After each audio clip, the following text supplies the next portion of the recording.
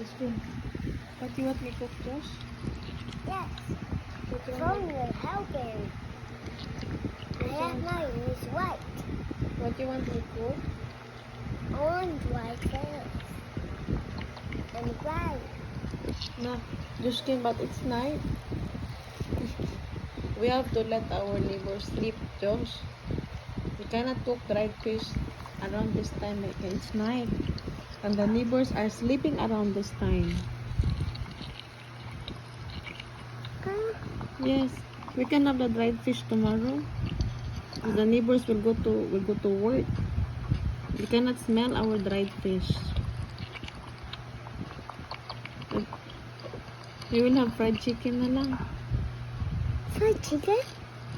No, but it's not fried chicken. It's dried fish rice.